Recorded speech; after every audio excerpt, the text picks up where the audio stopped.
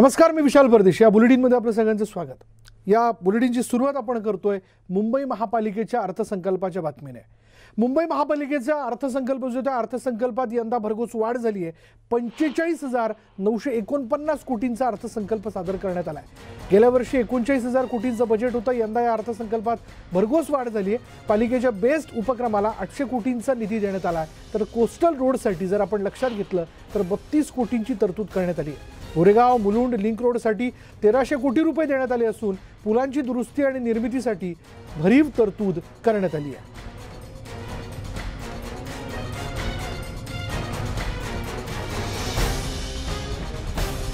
त्यामुळे गेल्या वर्षी 39,000 कोटींचं बजेट होतं. यंदा या अर्थसंकल्पात वाढ झाल्याचं आपल्याला बघायला मिळते. पालिकेच्या बेस्ट उपक्रमाला 800 कोटींचा निधी देण्यात आला आहे.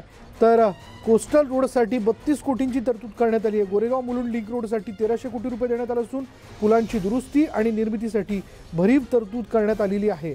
त्यामुळे यंदाचा अर्थसंकल्पाचा आकडा जो आहे तो 45,949 कोटींचा आहे. तोच गेल्या वर्षी 39,000 कोटींचा होता. त्याच्यामुळे यंदा यामध्ये भरघोस वाढ झाल्याचं आपल्याला बघायला मिळत आहे. मुंबईतील पायाभूत सुविधांवरती मोठी तरतूद झाल्याचं देखील या अर्थसंकल्पाच्या माध्यमातून पुढे येताना दिसतंय. त्यामुळे गोरेगाव मुलुंड लिंक रोडसाठी जो आहे तो 1300 कोटींचा निधी देण्यात आला आहे. तर बेस्ट उपक्रमाला 800 कोटींचा निधी देण्यात आला आहे आणि कोस्टल रोडसाठी 32 कोटींची तरतूद करण्यात आली आहे.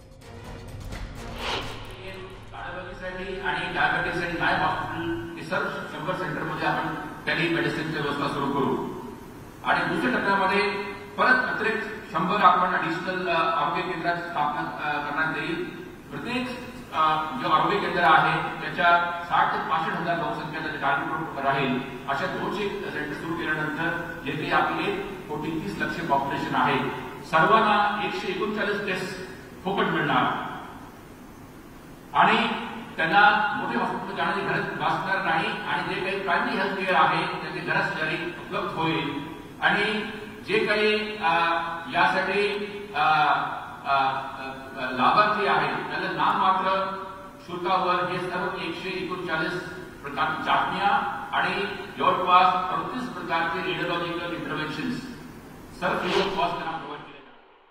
जवळपास 16,14,000 नागरिकांना मालमत्ता करामधून 100% सवलत मिळालेली आहे. प्रतिवर्षी नागरिकांना देण्यात येणाऱ्या सवलतीची रक्कम 465 कोटी इतकी असेल. मालमत्ता करापासून प्राप्त होणाऱ्या उत्पन्न अंदाज कमी होण्याचे कारण याशिवाय कोविड-19 ची परिस्थिती लक्षात घेऊन भांडवली मूल्यातील सुधारणा पुढे ढकलण्यात आली असून मालमत्ता करात कोणतेही वाढ न करता साली 2019-20 प्रमाणेच मालमत्ता कर गोळा केला जात आहे. सन 2022-23च्या अर्थसंकल्पीय अंदाज 45,949.21 कोटी इतका प्रस्तावले असून ते सन 21-22च्या एकूण 40,038.83 कोटी इतक्या अर्थसंकल्पीय अंदाजाच्या तुलनेत 17.7% जास्त आहे.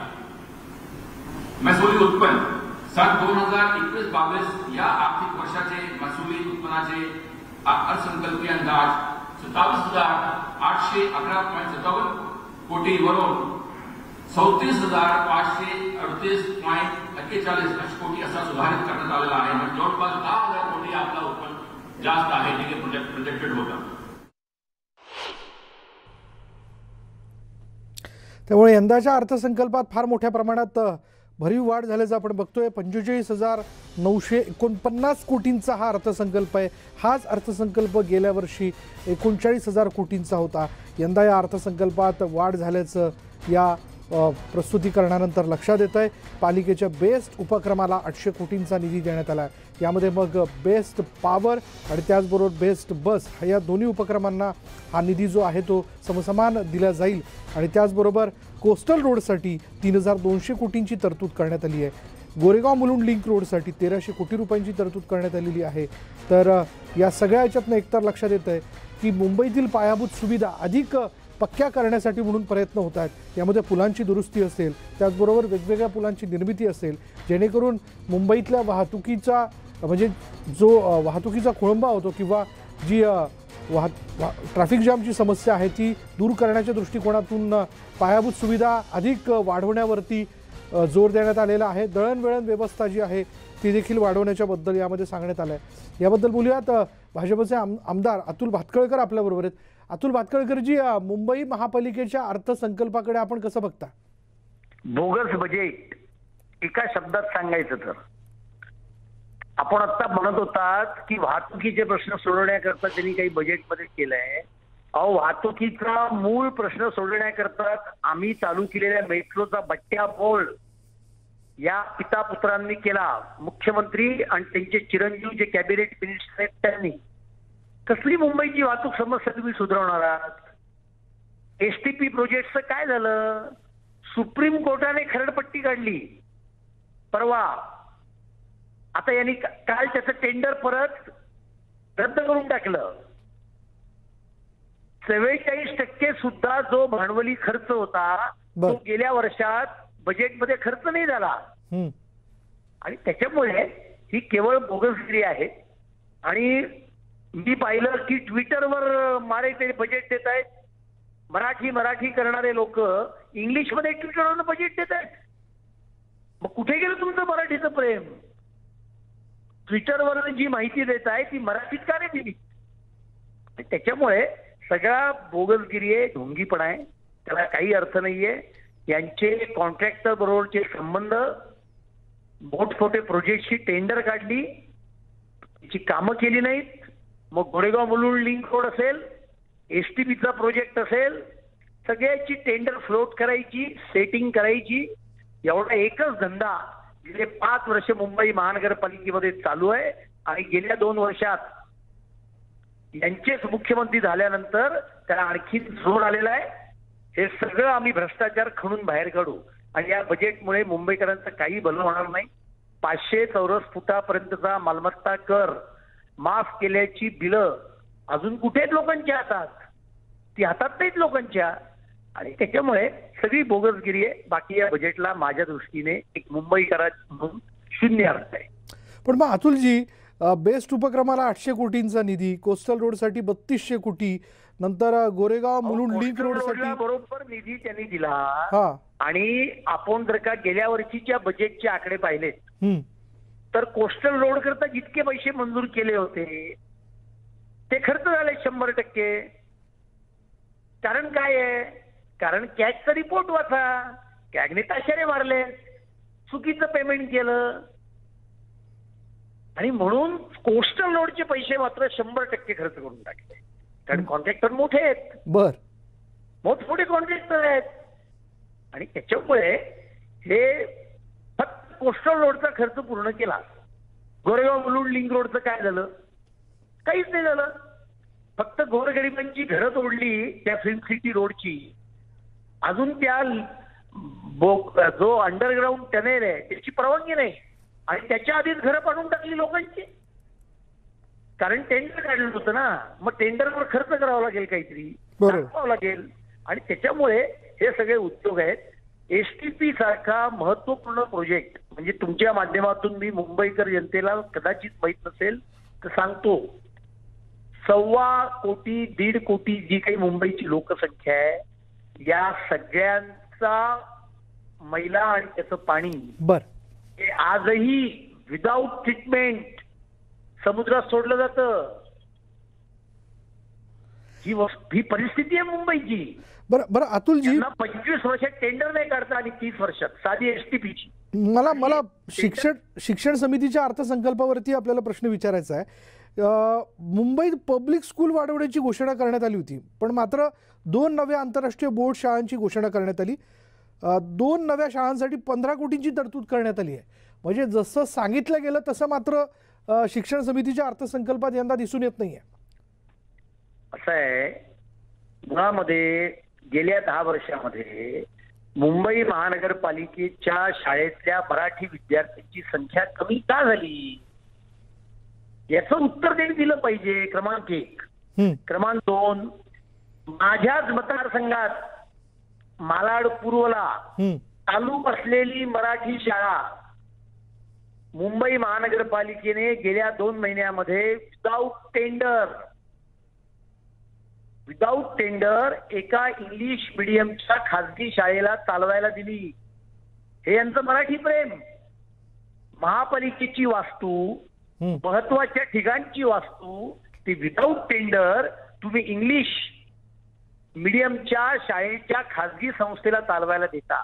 आणि त्यामुळे हे पब्लिक स्कूल अमुक तमुक या सगळ्या माध्यमातून सर्वसामान्य गरीब मुंबईकर जो आपल्या मुलाला मुंबई महानगरपालिकेच्या मराठी माध्यमात किंवा अन्य माध्यमात शिकू इच्छितो त्याचा बट्ट्याबोळ करण्याचा हा प्रयत्न आहे, बाकी काही नाहीये. चमकदार शब्द द्यायचे, चकचकीत नावं द्यायची. International public school. अहो, ज्याला इंटरनॅशनल पब्लिक स्कूलमध्ये शिक्षण घेता येईल तो महापालिकेच्या याच्यात कशाला राहील? तो खासगी ठिकाणीच जाईल. बरोबर. मुंबई महानगरपालिकेचे म्हणजे 1.25 कोटी मुंबईकरांचे जे पैसे आहेत ते कोणावर खर्च करायचे? ते समाजातल्या दुबळ्या नाहिरे वर्गावर खर्च करायचे असतात. आणि त्याच्यामुळे ही तद्दन बोगसगिरी आहे, बाकी अन्य काही नाही. म्हणजे अतुलजी, दोन्ही अर्थसंकल्प जर आपण बघितले तर फार फक्त मोठे मोठे आकडे, पण प्रत्यक्षात काही नाही. प्रत्यक्षात शून्य आहे. आणि म्हणून तुम्ही गेल्या वेळेच्या बजेटची अंमलबजावणी किती झाली याचे आकडे बघा ना. अहो, 40% भांडवली खर्च हे करू शकत नाहीत वर्षभरात. आणि त्याच्यामुळे 80,000 कोटीची डिपॉझिट्स आहे त्यांच्याकडे. 80,000 कोटी. त्याच्यावरचं व्याज वर्षाला मुंबईकर जनतेला म्हणजे महापालिकेला 1,600 कोटी रुपये मिळत आहे. तरी सुद्धा तुम्ही इंटरनॅशनल स्कूलच्या नावाखाली आहे त्या मुंबई महानगरपालिकेच्या मराठी शाळा या तुम्ही ऑनलाईन करायच्या, त्यांना ई शिक्षण द्यायचं, स्पेशल चाइल्ड्स करता ज्या चांगल्या शाळा उभ्या करायच्या. पण हे सगळं न करता शिक्षणाचं मुंबई महानगरपालिकेच्या शाळांचं खाजगीकरण हे करतायत. आणि त्याचंच हे 2 इंटरनॅशनल पब्लिक स्कूल तुम्ही जे म्हणताय ते त्याचं एक पुढचं पाऊल आहे. आणि त्याच्यामुळे या बजेटचा मी 100% निषेध करतो. पण अतुलजी, तुमचा अभ्यास काय सांगतो? प्रॉपर्टी टॅक्स नेमकं कुठे गेलं? त्याचं अजून काहीच दिसून येत नाही. असं आहे, प्रॉपर्टी टॅक्सच्या संदर्भातली आश्वासन त्यांनी कधी दिलं? 2017ला. बर. फक्त 2 जास्ती नगरपालिकेमध्ये त्यांचे सदस्य निवडून आले. त्यावेळेला आमचं राज्य होतं, देवेंद्र फडणवीस मुख्यमंत्री होते. आम्ही तातडीने महानगरपालिकेत ठराव पास केला. तो तत्कालीन राज्य सरकारकडे पाठवला. राज्य सरकारने म्हणजे देवेंद्र फडणवीसांनी त्याला मुख्यमंत्री म्हणून मंजुरी दिली, ज्युडिशरी डिपार्टमेंटचे मंत्री म्हणून. आता मालमत्ता कराची जी देयकं असतात त्याच्यामध्ये 5-6 वेगवेगळे आयटम्स असतात, प्रकार असतात. यांनी काय केलं की यांनी फक्त मालमत्ता कर या नावाखाली असलेलं शुल्क फक्त माफ केलं. बाकीचे 4 प्रकारचे जे कर होते ते कंटिन्यू ठेवले. आम्ही वारंवार आवाज उठवत होतो. आणि मग गेल्या अधिवेशनामध्ये जेव्हा नगरविकास विभागावरचं काही बिल आलं त्यावेळेला देवेंद्र फडणवीसांनी हा मुद्दा काढला आणि आकडेवारी सहित आणि पुराव्यासहित सभागृहात हे मांडल्यानंतर मग हे यांना जाग आली. आणि निवडणुका आल्यामुळे त्यांनी परवा तातडीने बैठक घेऊन बरोबर उरलेले 4 कर सुद्धा आता आम्ही माफ करतो असं सांगितलं. पण ते प्रत्यक्षात कधी येणार? आता यात आणखीन एक गोम आहे, मी तुम्हाला सांगतो की आजही मुंबई महानगरपालिकेमध्ये तुम्हाला इंडिव्हिज्युअल असेसमेंटचं बिल तुम्ही प्रयत्न केल्याशिवाय आणि मागणी केल्याशिवाय येत नाही. बर. सोसायटीला बिल येतं असेसमेंटचं. आता एका सोसायटीमध्ये तुमचं जर का 500 चौरस फुटाच्या खालचं घर आहे आणि दुसऱ्या व्यक्तीचं 600 चौरस फुटाचं घर आहे, तर मग ते त्या 500 चौरस फुटाच्या तुमच्या घराचा कर कसा माफ करणार? याची योजना त्यांच्याकडे काय आहे? त्याचं बायफर्फिकेशन कसं करावं हा एक सगळ्यात मोठा प्रश्न आहे सोसायटीसमोर. धन्यवाद आमच्याशी बोलल्याबद्दल. त्यामुळे सोसायटीला सरसकट प्रॉपर्टीच्या विषयाला घेऊन एकच बिल येतं, मग त्याची वर्गवारी कशी करावी हा देखील एक मोठा प्रश्न आहे. त्याच्यामुळे इंडिव्हिज्युअल प्रॉपर्टी टॅक्सच्या संदर्भातल्या बिलाची मागणी करणं जी आहे ती मुंबईकरांना आवश्यक ठरणार आहे. पण बऱ्याच अपेक्षा होत्या या बजेटकडनं, ज्यावरती आता वेगवेगळ्या प्रतिक्रिया या ठिकाणी येताना दिसत आहेत.